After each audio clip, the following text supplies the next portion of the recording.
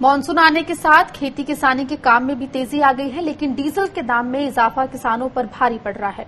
बीते 9 दिनों में पेट्रोल का दाम प्रति लीटर 5 रुपए, जबकि डीजल के दाम प्रति लीटर 4 रुपए 87 पैसे बढ़ गए हैं। चाहे धान की रोपाई हो या खरीफ की दूसरी फसलों की बुआई, सारे कामों में मशीनों का इस्तेमाल होता है। ऐसे में डीजल के दाम में बढ़ोतरी सीधे खेती की लागत बढ़ा रही है, वो भी ऐसे वक्त में जब किसान लॉकडाउन के चलते पहले से ही घाटे और नुकसान से जूझ रहे हैं।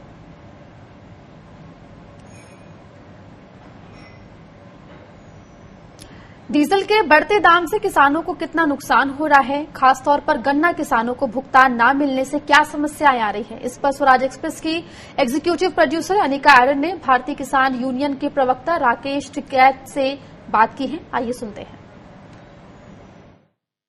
पेट्रोल और डीजल की जो भाव है वो लगातार बढ़ते जा रहे हैं। मॉनसून ने भी दस्तक दे दी है, बहुत ही जल्द वो उत्तर भारत में भी पहुंचने वाला है। तमाम तरह की दिक्कतें हैं खेती किसानी को लेकर इस कोरोना के आपदा के बीच। इस पर समझते हैं, हमारे साथ भारतीय किसान यूनियन के राष्ट्रीय प्रवक्ता राकेश टिकैत जी जुड़ गए हैं। टिकैत जी, स्वागत है आपका किसान बुलेटिन में। मॉनसून दस्तक दे चुका है, मध्य प्रदेश तक पहुंच गया और तमाम जगहों पर अब ये अपने पैर पसारने वाला है। तो ऐसे में जाहिर तौर पर बुआई करनी है किसानों को, लेकिन हाथ उनके खाली हैं। अगर हम बात करें पेट्रोल डीजल के भाव की, वो भी दिनों दिन बढ़ते जा रहे हैं। ऐसे में किसानों को किस तरह की दिक्कतें पेश आ रही हैं? देश में डीजल के रेट बढ़ रहे हैं, उससे किसानों पे बहुत ज्यादा लोड पड़ने वाला है और सरकारें हर रोज 10 दिन में, 2 दिन में, 5 दिन में हर रोज डीजल के रेट बढ़ाती जा रही है।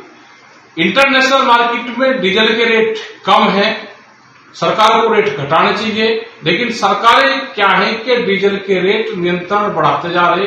किसानों के ऊपर इसका बहुत ज्यादा लोड पड़ेगा। हमने सरकारों को चिट्ठी भी लिखी कि ये पूर्ण रूप से रेट कम होने चाहिए, किसान इससे बर्बाद होगा।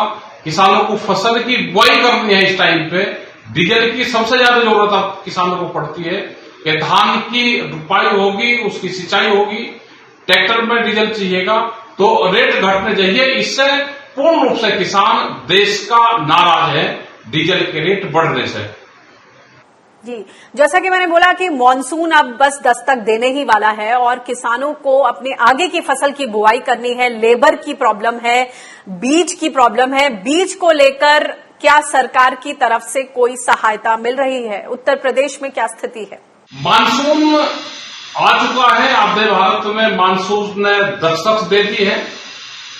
बुआई का टाइम अब धान का चल रहा है, लेबर नहीं है और जो बीज है, जो सीड जो है, जिसपे भारत सरकार सब्सिडी देती है, वे सीड अवेलेबल नहीं है। खासकर उत्तर प्रदेश की जहां तक हम बात करें, वहां पे भी वे सीड जिसपे सरकारें सब्सिडी देती है, वे सीड अवेलेबल नहीं है और दूसरे तरीके के बीज यहाँ पे दिए जा रहे हैं जिनको किसान नहीं चाहता उनको बोना।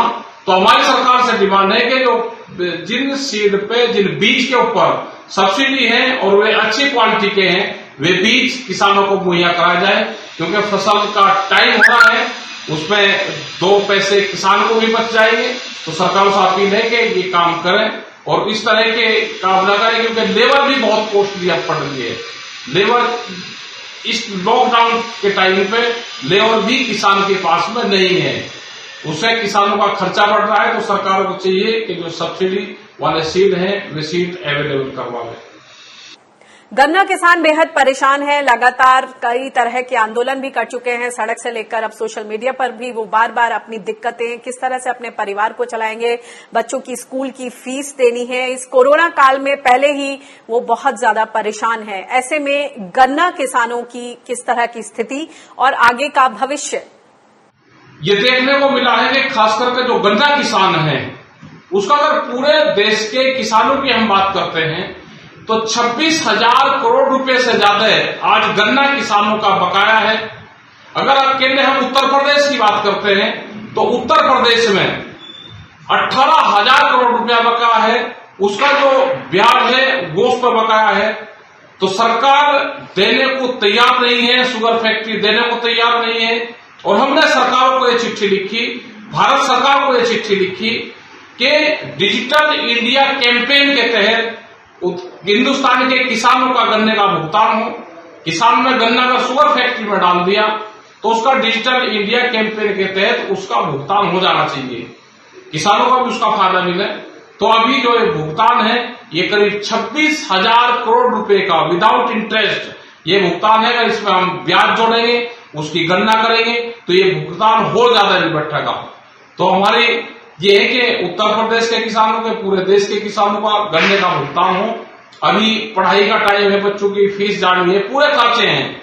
जिस हिसाब से उत्तर प्रदेश के हम अगर बात करें तो 18,000 करोड़ रुपया मूलधन और करीब 3,000 करोड़ रुपया अगर उसकी गणना करेंगे तो ब्याज का शुगर फैक्ट्री में बैठता है, वो हमारा दिलवाने का काम करे, नहीं तो बड़े आंदोलन देश में गन्ना किसानों का होगा। जी बहुत बहुत शुक्रिया इस बातचीत के लिए। तो जैसे कि यूएन ने, यूनाइटेड नेशंस ने भी ये कहा है कि 50 साल का वर्स्ट फूड क्राइसिस है, तो ऐसे में जो सरकारी नीतियां हैं उनमें ये झलकना चाहिए कि किसान और खेती और खाद्य सुरक्षा को लेकर हम किस तरह की पॉलिसीज अपना रहे हैं, उनकी तरफ फौरी तौर पर ध्यान देना बहुत जरूरी है। बहुत बहुत शुक्रिया इस बातचीत के लिए।